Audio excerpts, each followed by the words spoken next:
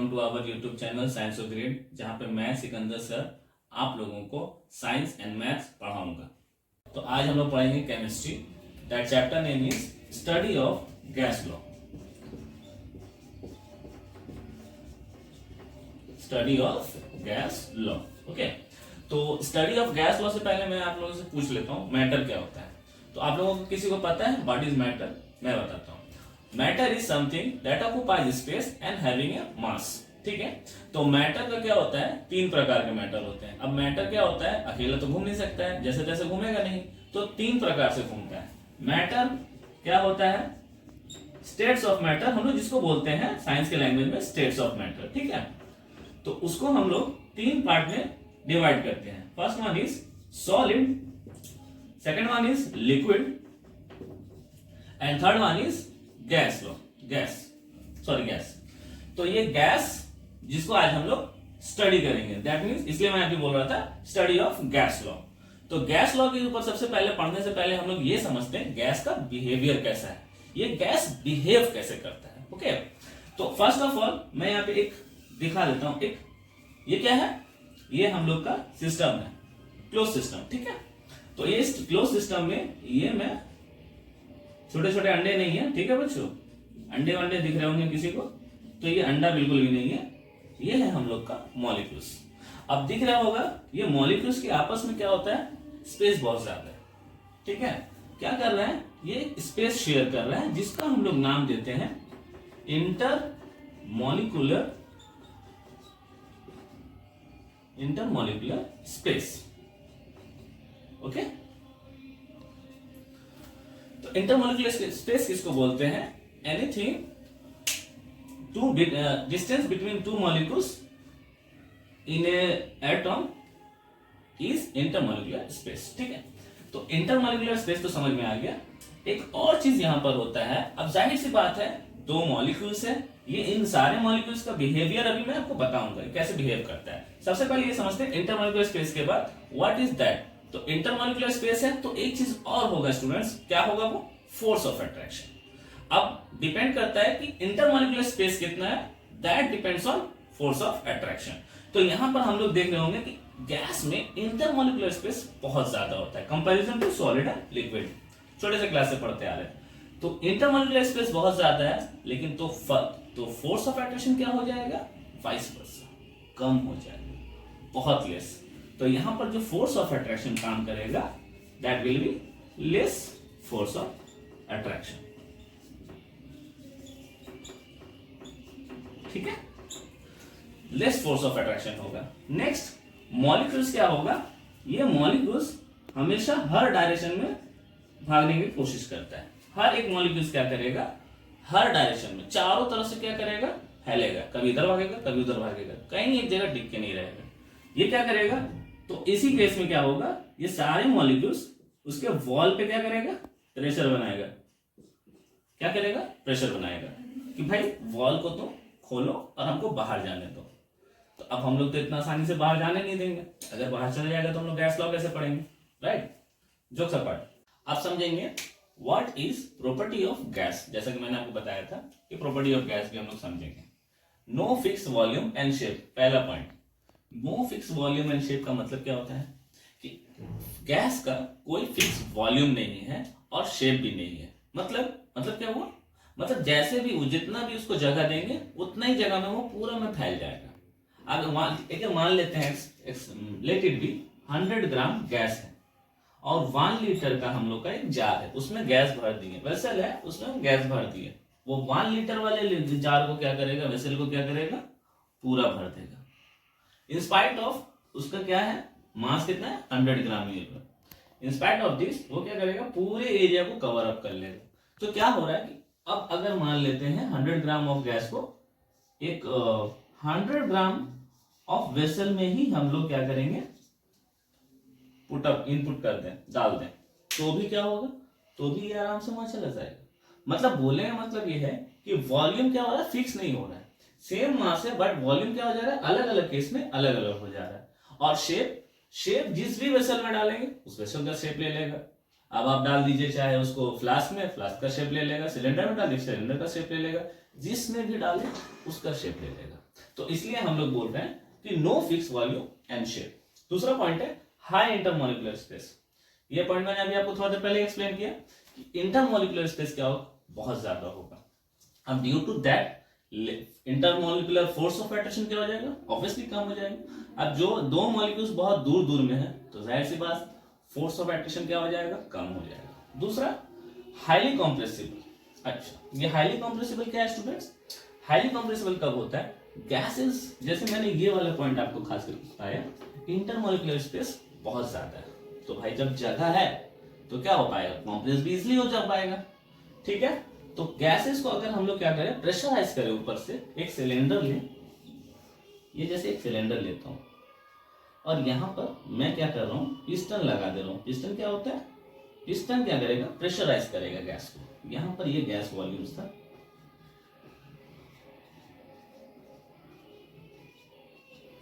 अब जैसे इस पिस्टन को हम लोग क्या करेंगे, नीचे की तरफ शिफ्ट करेंगे, प्रेशराइज करेंगे और प्रेशर लेके यहां पर ले आएंगे, तो ये सारे मॉलिक्यूल्स क्या हो जाएंगे, ये सारे मॉलिक्यूल्स नीचे की तरफ शिफ्ट हो जाएंगे, ये सारे मॉलिक्यूल्स नीचे शिफ्ट हो जाएंगे।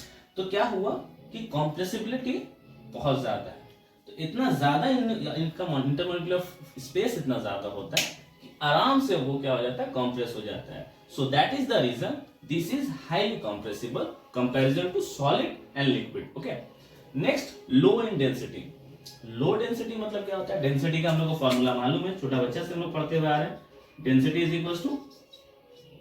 Equals to mass by volume. Okay, mass by volume, तो इसका यूनिट भी हम लोग बता देते हैं, क्या होगा, केजी पर क्यूबिक मीटर। ओके, दिख नहीं रहा होगा, केजी पर क्यूबिक मीटर। ओके, तो डेंसिटी क्या होता है कि अगर मान लेते हैं, जैसे कि एग्जांपल लेता हूं, आप लोग को एक एग्जांपल देता हूं, आयरन है और कॉटन है, दोनों एक एक केजी है, तो क्या लगता है, कॉटन सर पे मारूंगा तो ब्लड आ जाएगा, नहीं, आपको पता है कि कॉटन मारे सर बच जाऊंगा, आयरन मारे नहीं बचने वाला हूं, फिर मारूंगा नहीं।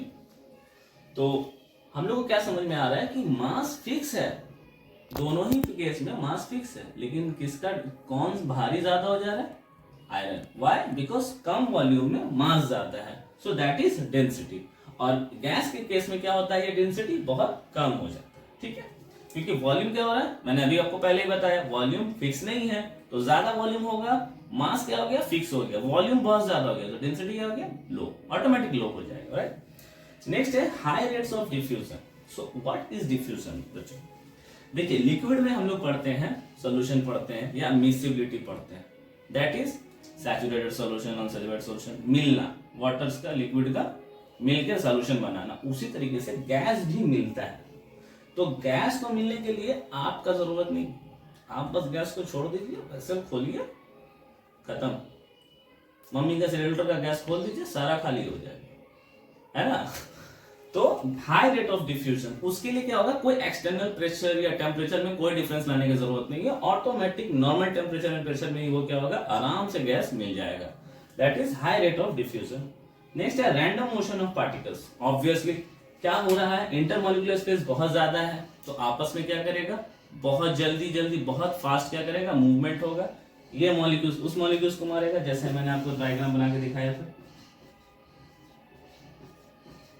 मॉलिक्यूल्स क्या करेगा, आपस में एक दूसरे को कोलाइड कर देगा, कोलाइड करने की वजह से क्या होगा, ये डायरेक्शन चेंज हो जाएगा, तो क्या होगा, ये बहुत रैंडम होगा, that is what random motion of particles, particles बहुत रैंडम मोशन करेगा। ठीक है, अब हम लोग समझेंगे स्टडी ऑफ गैस लॉ किन बिहेवियर्स पे पढ़ना है। तो बेसिकली 3 बिहेवियर होता है, एक है उसका प्रेशर, दूसरा है टेम्परेचर,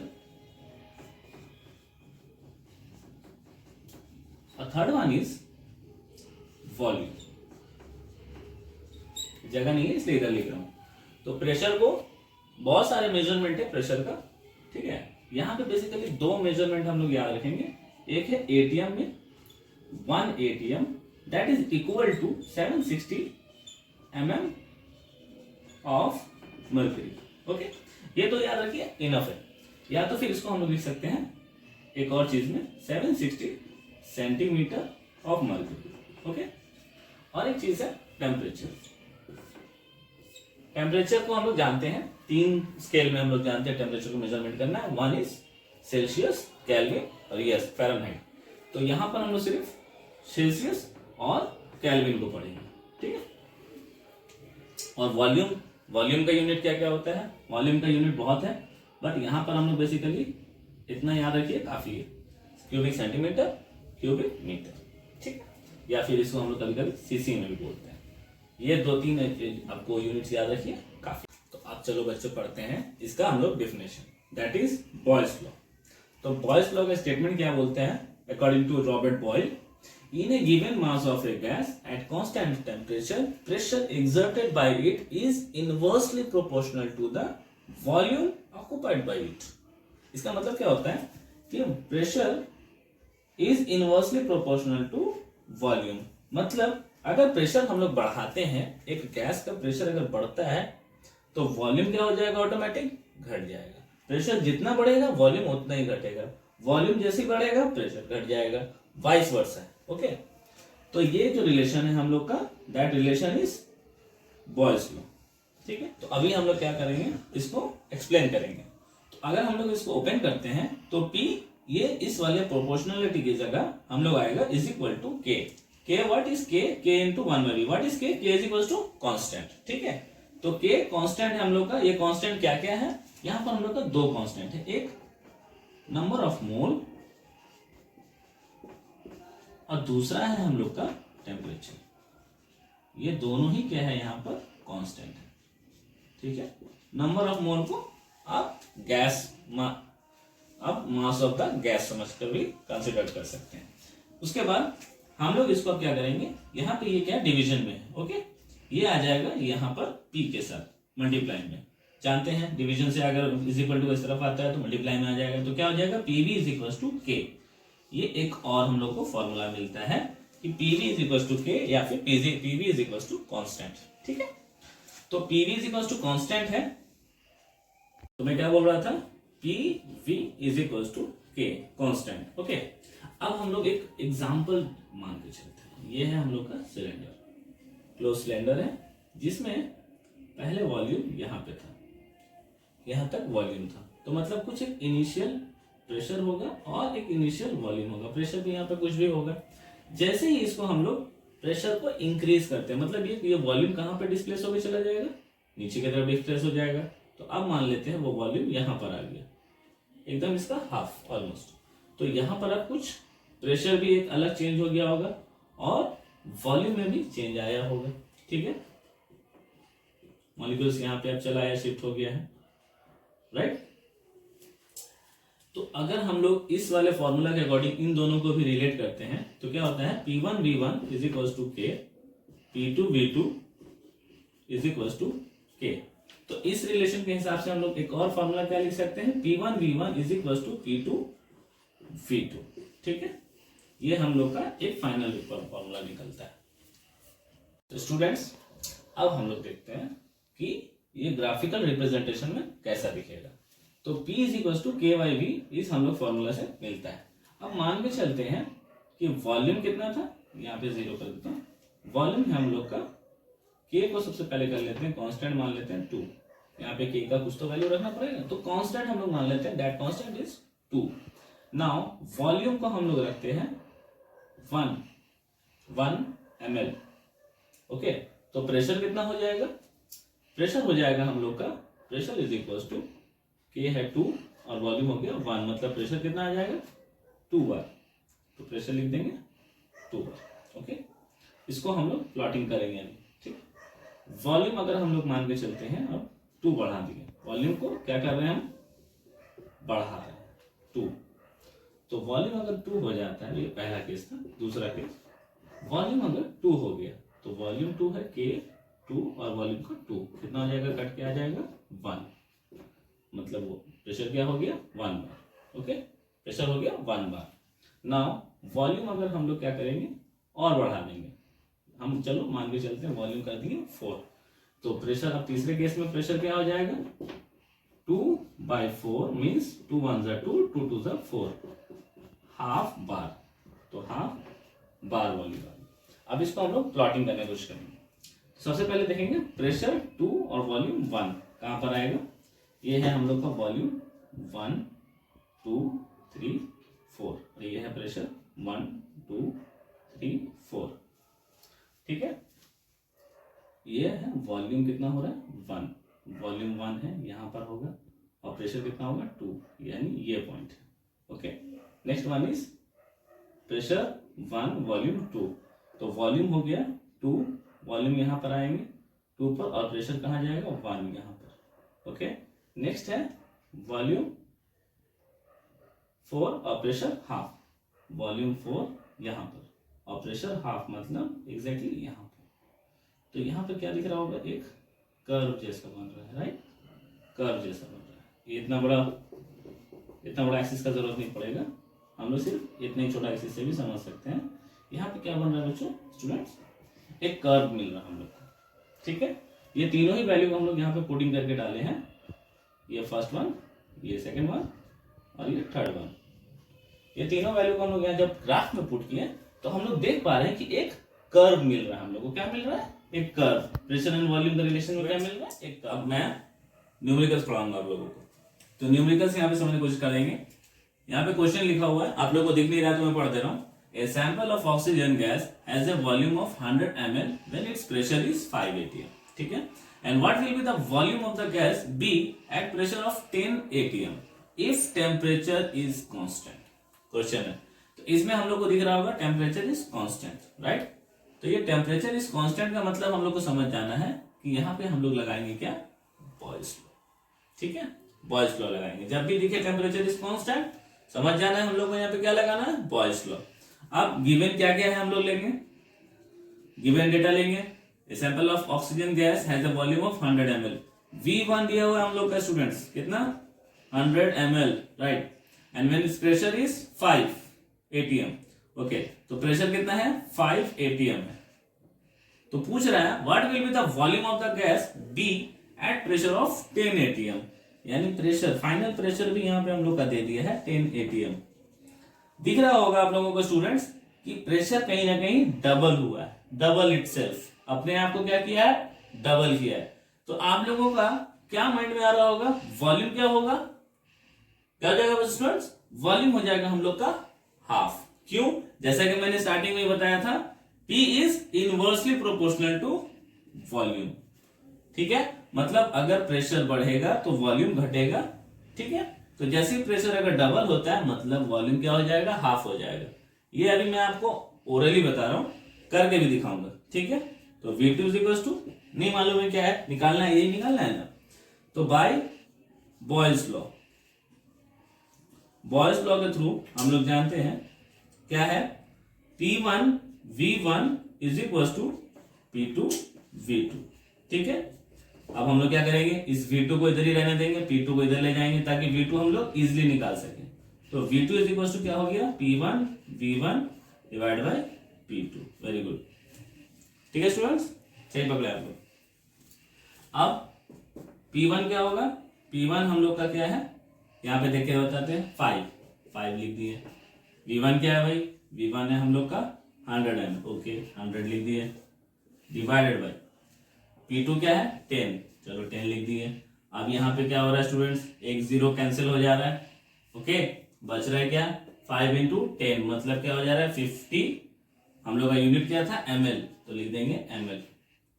स्टूडेंट्स जैसे कि मैंने आप लोगों को स्टार्टिंग में कहा था, है ना, कि जब हम लोग का प्रेशर डबल होगा volume will be half itself, when pressure it's double itself. तो जैसे ही देख रहे हैं कि प्रेशर डबल हुआ, वॉल्यूम क्या हो गया 100 ml से 50 ml हो गया। अच्छा, यहाँ पर एक और चीज आप लोगों को स्टूडेंट दिख रहा होगा, वॉल्यूम घट गया तो क्या लगता है, मास घट गया होगा, मास उड़ गया, नहीं, मास जो है हम लोग का फिक्स है, मास फिक्स है। यहाँ पर स्टार्टिंग में मैंने बताया था, mass will be fix, volume क्या होगा, फिक्स नहीं होगा। कैरेक्टर में हम लोग गैस का कैरेक्टरिस्टिक्स पहले ही पढ़ चुके हैं। यहाँ पे देख के समझ में आ रहा है कि वेसल में क्या हो रहा है, वॉल्यूम बढ़ रहा है घट रहा है, लेकिन क्या हो रहा है, मास लॉस नहीं है, वॉल्यूम बढ़ रहा घट रहा है due to what, due to pressure. Pressure अगर डबल हुआ वॉल्यूम हाफ हो गया। तो यहां से हम लोग को एक चीज ये भी प्रूफ मिलता है कि when pressure is increases the volume will be decreases, and when volume is decreases pressure will be obviously decreases. ठीक है, यहां तक आज लोग हम लोग इस नॉमिकल्स को समझ में आ गया होगा। यहां तक हम लोग आज रहने देते हैं। ठीक है, तो स्टूडेंट्स आज के लिए हम लोग का यहाँ तक ही रहता है। इसी टॉपिक को यहाँ पर खत्म करते हैं। तो आप लोगों को ये वीडियो कैसा लगा जरूर बताइएगा। ठीक है, लाइक शेयर एंड सब्सक्राइब होना चाहिए। ठीक है, अगर आप लोग को अच्छा लगा है तो, अगर आप लोग अच्छा से लगा है तो लाइक शेयर सब्सक्राइब कीजिएगा, तो मुझे भी पता चलेगा हाँ मेरे स्टूडेंट्स तक ये वीडियो जा रहे हैं और वो लोगों को अच्छा लग रहा है। ठीक है, तो आप लोग को सब्सक्राइब और शेयर तो भर के करना है और लाइक करना है, ताकि वीडियो में ताकि मुझे पता चले कि आप लोगों को मेरा ये टॉपिक एक्सप्लेनेशन कैसा लगा। तो फिर हम लोग जल्द ही एक और टॉपिक से इस वीडियो नया टॉपिक से नया वीडियो हम लोग अपलोड करेंगे आप लोगों के लिए। ठीक है, तब तक के लिए good bye, take care all of you student.